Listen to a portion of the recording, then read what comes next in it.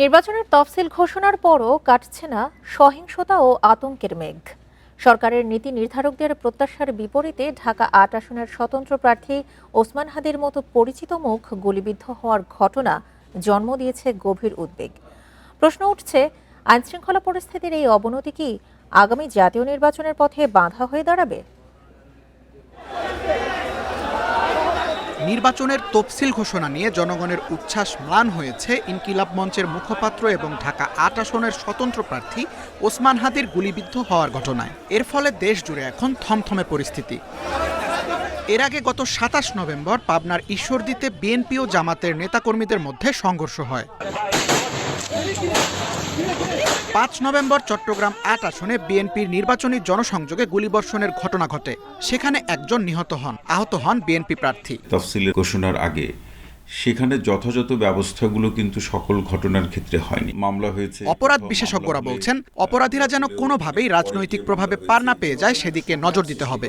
সংঘাত, সহিংসতা, target killing অথবা কাউকে শিক্ষা দেয়া, কাউকে অপদস্থ করা, নির্বাচনকে বানচাল করার মতো অভিযোগে অথবা কাজে যারা জড়িত তাদের মধ্যে তো আসলে কোনো বার্তা সৃষ্টি হচ্ছে না। তারা মনে করে যে তারা যে ধরনের অপরাধী করতে চায় তারা সেটাই করতে পারছে। এবং এই অতীতের তফসিল ঘোষণার আগের সংঘাত, সহিংসতা, প্রার্থীদের গণসংযোগে আক্রমণ বা হামলা করা, এগুলো যথাযথভাবে অ্যাড্রেস বা সমাধান করতে না পারার ফলাফল হলো হাদির উপরে হামলা।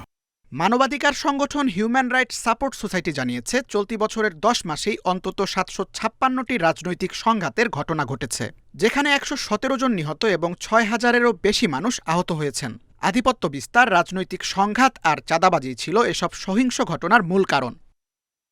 সব মিলিয়ে আগামী নির্বাচন নির্বিঘ্ন রাখা আইনশৃঙ্খলা বাহিনীর জন্য একটা বড় চ্যালেঞ্জ বলে মনে করেন রাজনৈতিক বিশ্লেষকরা।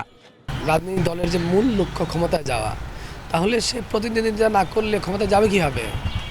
কিন্তু আমাদের মতো দেশগুলোতে এই প্রতিদ্বন্দ্বিতাটা অনেক সময় অসুস্থ হয়ে দাঁড়ায়।